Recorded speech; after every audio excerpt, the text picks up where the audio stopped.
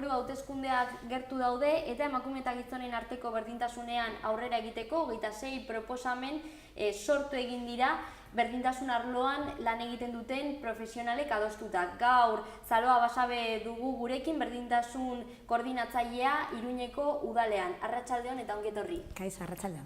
Zer modu zaude? Ongi, lanez lepo egun hauetan, baina ongi, gogotsu. Bai, lanpetuta, baina bai, azkenean helburu on baterak, orduan. Osea, bai. Ze, esan bezala, hori, hor 26 proposamen sortu dituzue, edo mai gaineratu. Hori da, 26 dira, seguru honek izan alziren gutxiago, hobeki sintetizatuz gero, edo gehiago, zehaztapenetan sartuta, baina, bueno, zerrendatze bat egin dugu eta horrela, aurkeztu dugu dokumentua. Nola ikusten duzue egoera hori, esan dugulako orain aldaketa edo ez egon alda, hor hauteskundeak daude, bai edo bai? Bueno, segun ze gertatzen den, egoera ezberdinak egonen dira. Alde batetik ikusita zenolako aurrera pausoak eman diren azkenengo 4 urte hauetan, aukerak ikusten ditugu, pixka bat berdintasun politika publikoetan sakontzeko.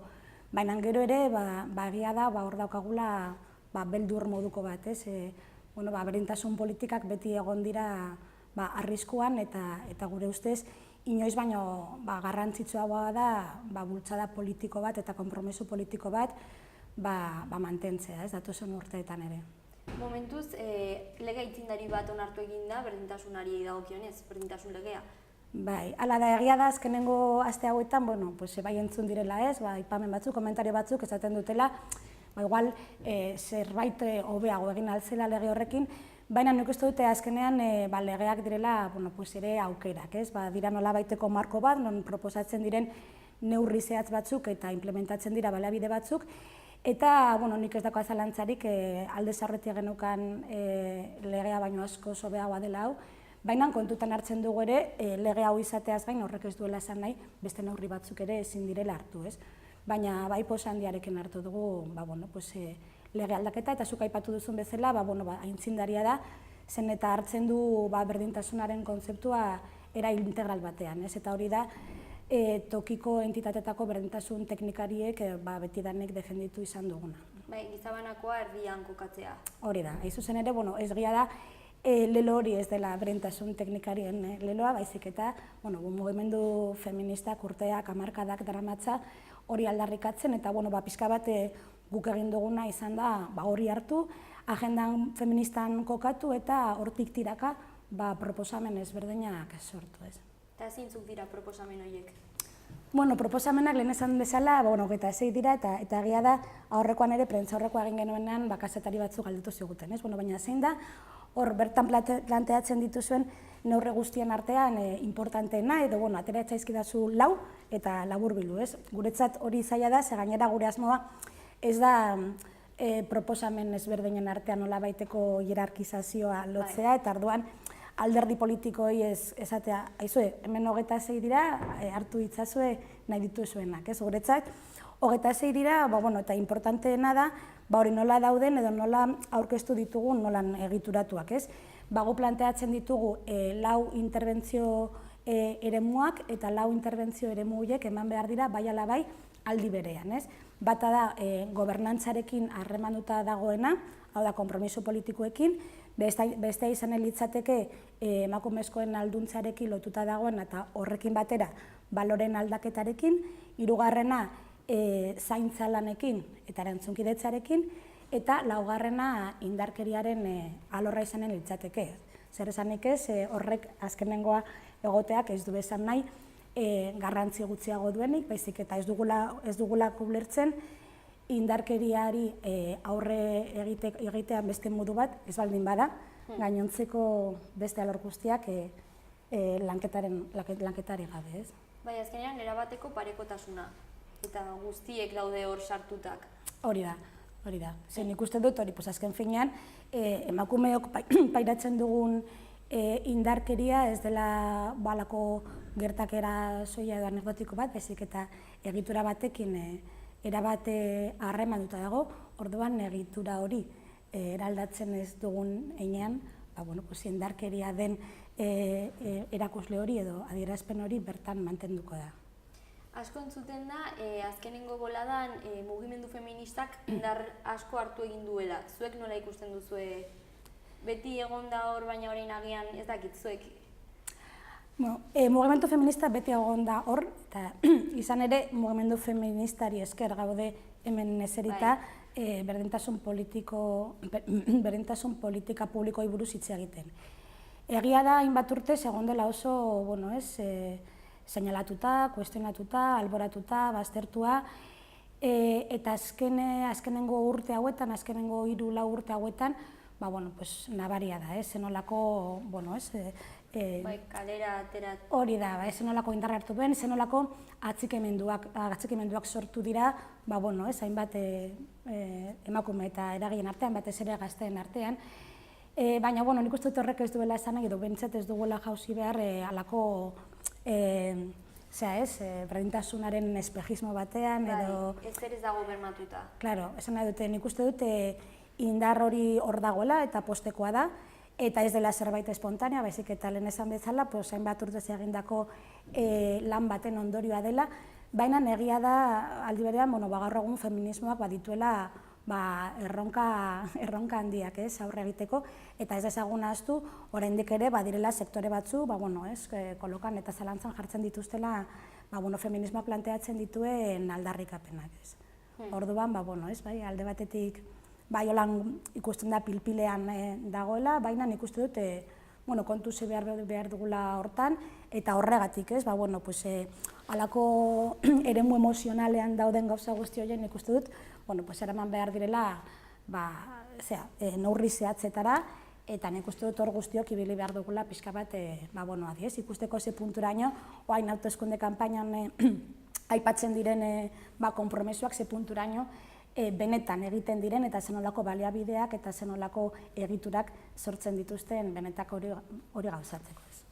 Proposamen hauek eratzerakoan, nolako lan egondatzean? Normalean, oraindik ez da existitzen sare formal bat, eta hori bada hemen agertzen den halako eskakizun moduko bat, ez dago sare formal bat non tokiko entitateetako berdintasun teknikariak elkartzen garen.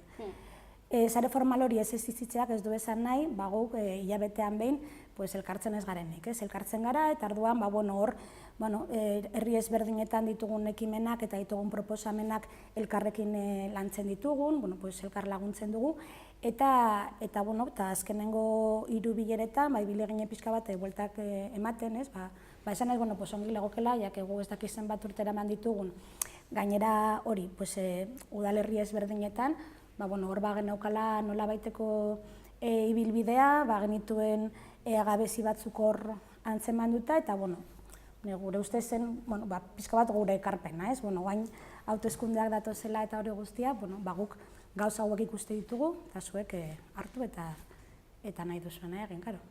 Foru gobernuari zuzendutako txostena edo proposamena. Eta baita ere, udala hauteskundea.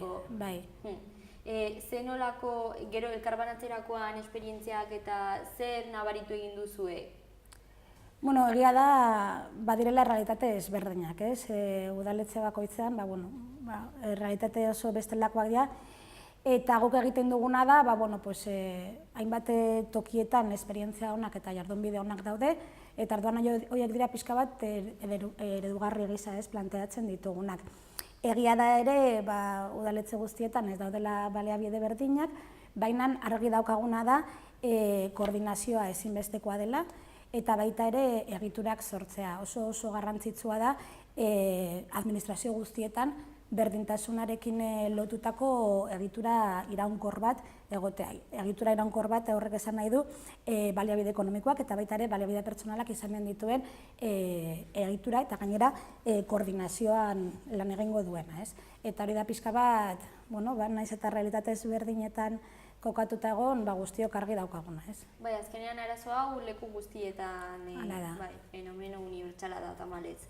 Bai, eta sarritan gertatzen da hori, lehen aipatu duzune legea, oain ere hainbat tokietan berdintasunerako ordenantzak onartzen hasi dira, hau da, ekoizpen normatiboari dagokionez, nik uste dut azkenengo urteetan bai aurrera pausoak eman direla, baina gero bai somatzen dugu hori, lehen esan bezala, baliabideen, ez dakit ez nuke esango lan desorden bat, baina bai nire ustez hori koordinazio eza itzela dago eta baita ere ikuspegi integralaren beharra ere, oraindik ere badagoela, eta nik uste, hortik joan behar dugula.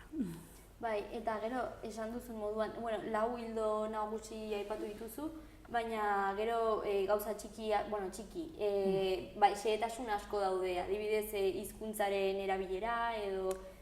Karo, gure ustez gauza guztia joan behar direla batera, zer eta demagun hori, utzugarrizko, ez dakit, legeak ditugula eta gainera sortzen ditugula egiturak, baina gero gure realitatea transmititzerako unean posizionatzen gara jarrera sexista batean. Azkenean, egia da, sarritan esaten digutela, beti zaudete hizkuntzaren kontuarekin, baina guretzat hizkuntza ez da soilik komunikaziorako edo ezagupenen transmisiorako tresna bat, baizik eta munduan kokatzeko toki bat, hori da, eta mundua ulertzeko eta baita ere mundua eraikitzeko, hizkuntzak badakalako funtzio performatibo moduko bat, eta egia da, gu kontzeptu bat erabiltzen dugunean, beste kontzeptu bat erabili ordez, kokapen bat, ez dakit, ez toki bat hartzen ari gara.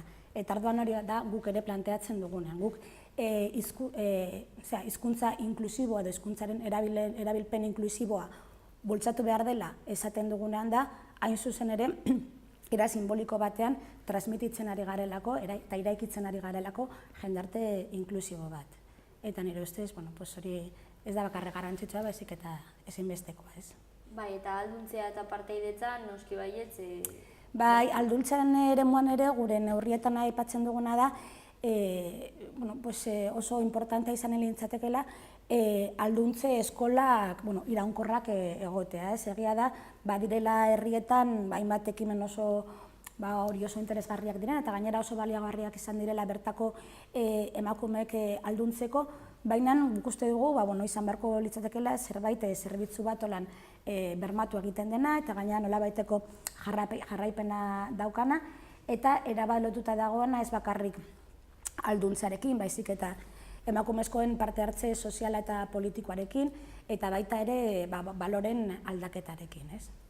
Eta indarkeriari dagokionez, prebentzioa ere hor aipatzen duzu, ez? Bai. Indarkariaren alorrean aipatzen duguna da, dakizuenez, onartu egin zen duela 4-5 urte Nafarroko lege foral bat. Orain dela gutxi, duela pare bat urte, 2017 urtean, lege horren implementazioari buruzko diagnosi bat egin zen, eta orduan egia da, diagnosi horren emaitzak aztertzerakoan, hor, ikusi genituela, zenbat, ez nuke esango hori utzunak zeudenik, baina gabeziak edo betu beharrakoak. Eta prebentzioa da horietako bat, ez? Bai prebentzioa eremuan eta baita ere arreta eremuan bai ikusten da, baita berrizaren hitz berdina erabiltzen, baina da, koordinazio eza, ez? Aipatzen dugu ere momenturen batean, interesgarria izan litzatekeela ere lehiatila bakarra izatearena, ez? Indarkeriaren kasuei arreta egiteko, ez? Baina beti ere, hori ez, prebentzio neurri programa integralekin lotuta joan behar dela, ez? Ze bestela soilik, gertatu denarien inguruan hitz eginen dugu, baina ez diogu ekidituko hori gertatzeari. Erronkak daude, argi dago, baina nola ikusten duzuen Nafarroa ez dakit alderatu daitekeen beste erkidegoekin edo, zentratuko gara bestela zen? Nik uste dut, Nafarroan bai hartu direla azkenengo urte hau eta neurri batzuk izan diena, lehen aipatu duzun bezala, intzindariak, ez? Egia da, gure emakumeen kontrako indarkeriari buruzko lege foralak ez duela zerikusirik Espainiako legearekin, ez? Dakizuenez, Espainiako legeak oraindik ere naiz eta marko kontzeptuala ongi landuta izan, gero berez planteatzen dituen neurriak soilik dira, bikotekide bat edo bikotekide ohi batek erabilitako indarkeriaren kasu egiteko, ez? Gure legea planteatzen duena da, askoz ikuspegi hori da zabalagoa, eta behin eta berriz seinalatzen dio egiturari, eta orduan, planteatzen dituen neurriak ere egitura horren eraldaketarekin erabat lotuta daude, eta gainera, eremu kontzeptualean ere nik uste dut gure legea konplejizatzen duela askoz gehiago emakumeen kontrako indarkeria, ez? Eta hor aipatzen ditu, adierazpen ezberdinak Espainiako legean agertzen ez zirenak, ez? Orduan, nik uste dut alderdi hortatik egia da hemen direla aurrerapauso nabarmenak, estatuko beste tokiekin konparatuta, gero ere, sarritan esan digute, joaten garenean beste tokietara, gonbidatuta gai hauei buruz hitz egiteko, beti azpimarratzen digutela ere, indarkeria sexistaren aurrean emandako erantzunak, zenolako erantzun erabatekoak, ez egoten dira kalean, ez? Eta gu beti azpimarratzen dugu, hori ez dela zerbait espontanea, baizik eta azkenengo urte hauetan, desente indartu da, batez ere landu da mugimendu feministarekin batera elkarlana, zena dute gu argi daukagu mugimendu feminista izan dena azkenengo urtetan pixkate batez ere kaleko mobilizazioaren lidergoa izan duena, eta guetariko asko pentsatzen dugu horrela jarraitu behar izan duela, ez? Instituzioek badituztela rol batzuk, funtzio batzuk, egin behar batzuk, baina, erantzuna bideratzeko unean, bai ala bai, mugimendu feministarekin bat egin behar dugula, ez? Beraien ondoan edo beraien atzean, baina bakoitzaren tokia aitortuta eta ezagututa, ez? Eta hori egia da, beste toki batzuetan hori ez dela ematen, tentsio handiak ematen direla mugimendu feminista eta instituzioen artean, eta guk elkarlana eman behar dela argi daukagu.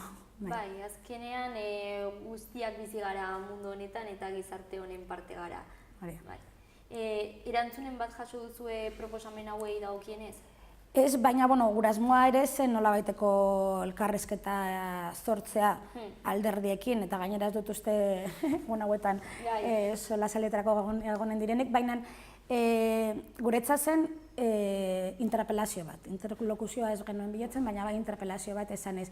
Aizue, zuek badituzue egin behar batzuk, badituzue aukerak, orain pixka bat konpromisu hori adierazteko, gainera era publiko batean, eta hau da gure ekarpena. Orduan, guztiek daukate dokumentua, eta hor bakoitza egin dezala pentsatzen duela.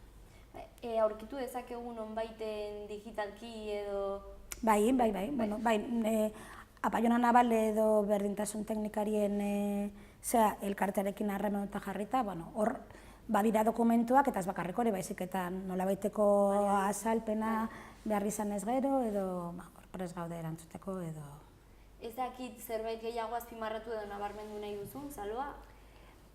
Ez, pixka bat, aukera baldin badaukazu, interesa baldin badaukazu, ongi lagoke dokumentua irakurtzea, naiz eta ordezkari politikoak ez izan, baina, basikera ezagutzeko, zein den proposamena eta zergatik guretzat horren garrantzitsua den ikuspegi integral bat izatea berdintasun politika publikoetaz hitz egiten dugunean.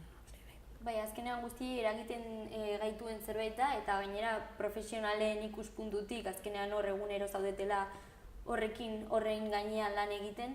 Bai, eta gero oraindik ere ikusten dela, aspaldiko lanakatz moduko bat errepikatzen dela, ez? Emakumeak herria gara, esan nahi dute, ez da kontu sektoriala, ez? Badirudi orain hainbat eztabaida politikoetan hitz egiten dutela hainbat gai ezberdinetaz, eta bata da emakumeen gaia, ez?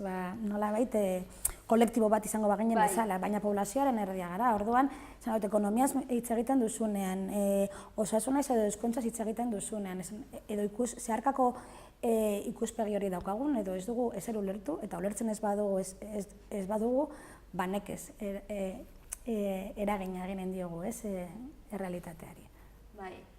Bai, horrela da. Mila esker Zaloa gurekin Zuei. egon izanagatik eta hurrengora arte. Bai, eskerrik asko.